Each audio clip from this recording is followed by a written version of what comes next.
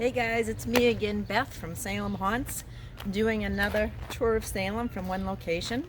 I'll be at half mast right now because, you know, COVID, all that stuff.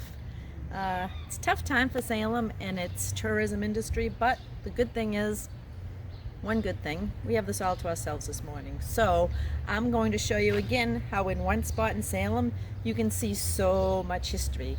So let's see what we're exploring today.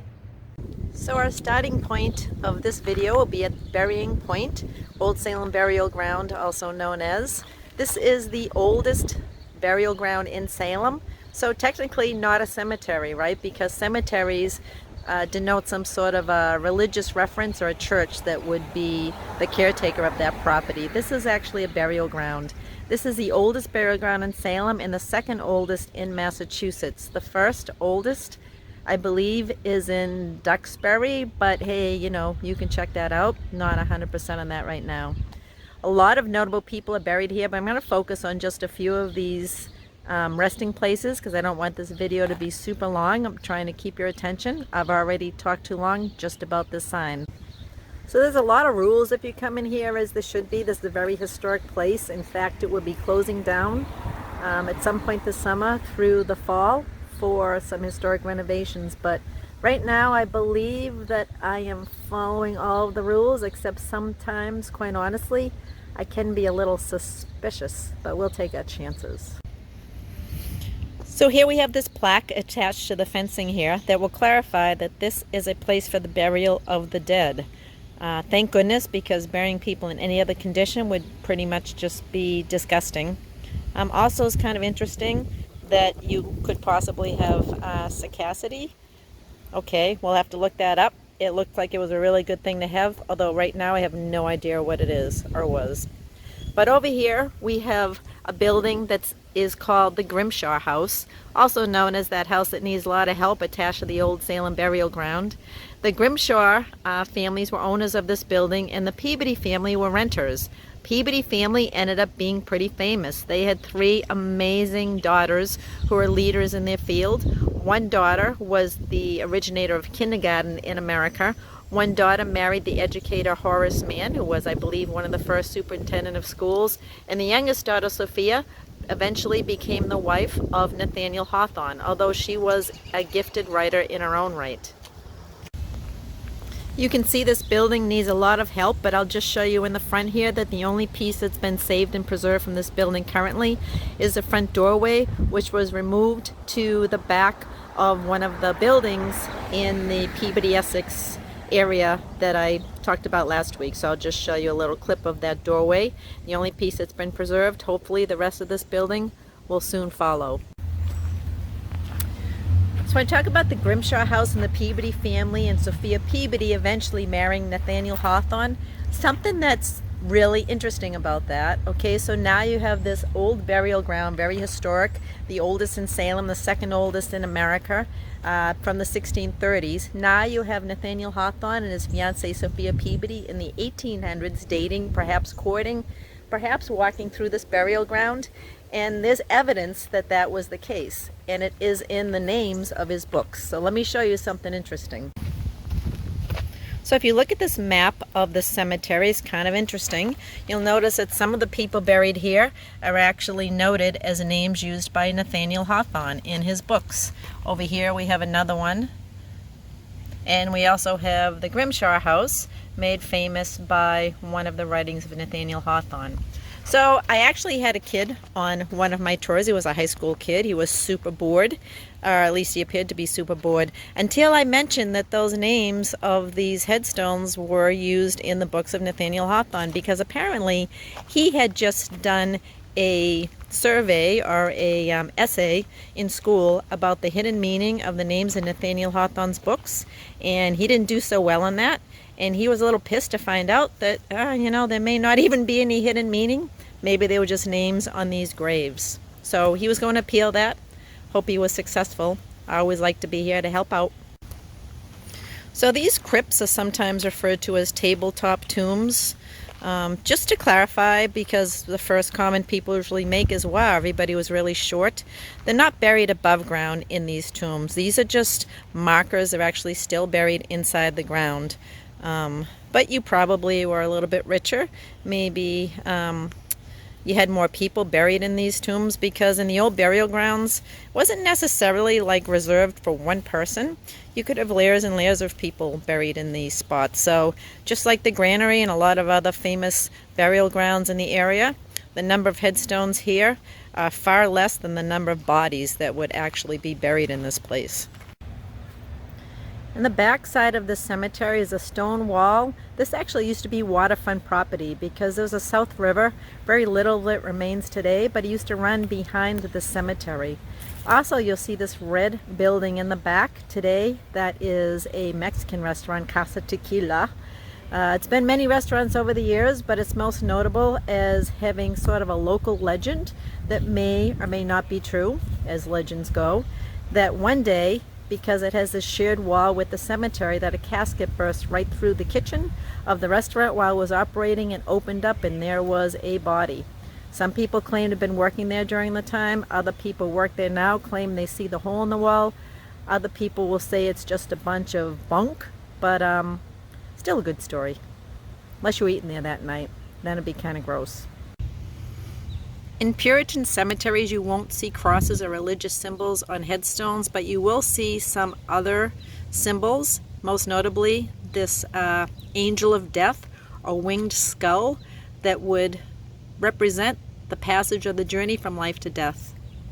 Another symbol you'll see in Puritan burial grounds are these chalices or cups. These would represent funeral urns, again signifying the passage from life to death. Over the years, these angels of death would start to look more like humans, male or female, but if you ask me, still creepy as hell. So over here we have the final resting spot of Captain Richard Moore. Captain Richard Moore was one of the passengers on the Mayflower, and he was an original pilgrim, landed in Massachusetts in 1620. He was actually 6 years old when he landed here, and his story is a very interesting one. So he was one of 4 siblings. His dad apparently at some point started taking a closer look at his kids, taking a closer look at one of his neighbors, and decided that these kids looked a hell of a lot like this guy more than himself. So he ended up taking custody of the children away from his wife, accusing her of infidelity, and he sent these 4 children with strangers on the Mayflower boat to America to start a new world. 3 of them died during the perilous journey. Richard Moore landed here in America when he was 6, and he ended up living into his 80s.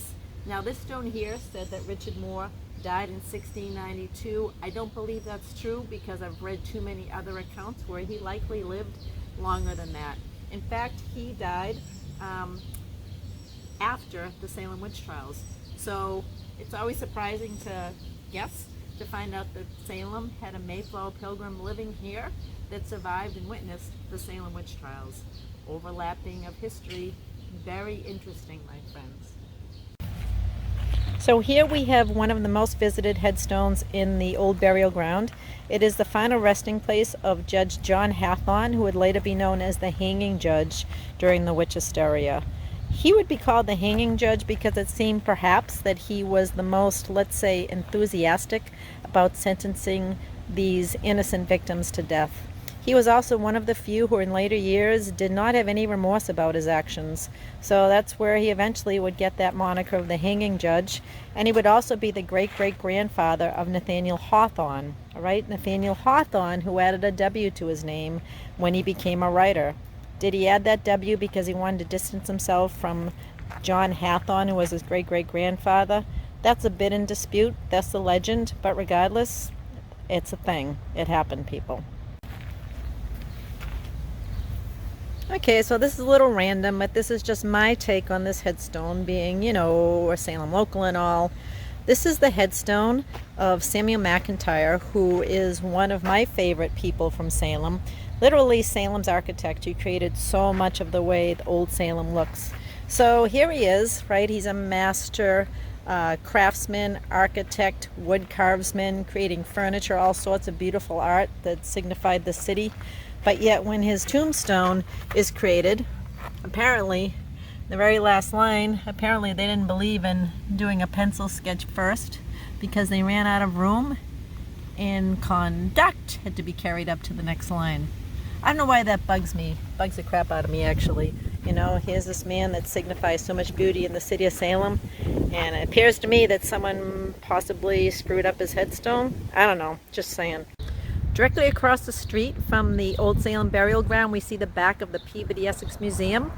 Peabody Essex, being one of the oldest museums in America, originally was the East India Marine Society. It's expanded a great deal over the years, including the addition of what we can see from this view, which is this Chinese house. It was brought over piece by piece. It's called the Yin Yun Tang House, and it gives you a good idea of what a merchant in China lived like during the same time that New England, particularly Salem, was trading with that area of the world. So if you get a chance to come to Salem, definitely check it out. You can look at the virtual tours online, but there's nothing like seeing it in person. It's pretty fantastic. So here's something you don't see every day. The Salem Witch Trials Memorial, totally empty, in the middle of the day, in June. But it is what it is, we have it all to ourselves. So this memorial was dedicated in 1992, which is a 300th anniversary of the Salem Witch Trials and the witch hysteria. There's also another memorial in the town of Danvers. Danvers was Old Salem Village back in the day. That would have been also an important part of the Salem witch hysteria.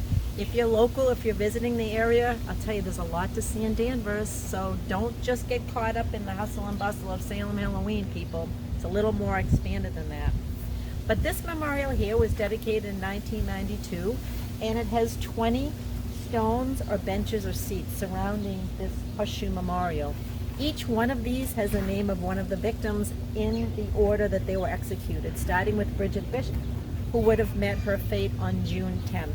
After that, there were 3 group hangings, July 19th, August 19th, and September 22nd. Also noted on September 19th would be the pressing death of Giles Corey, the only person in here whose memorial does not say hanged. His would say pressed to death, and that would have happened on September 19th, 1692. So, a few things about this memorial.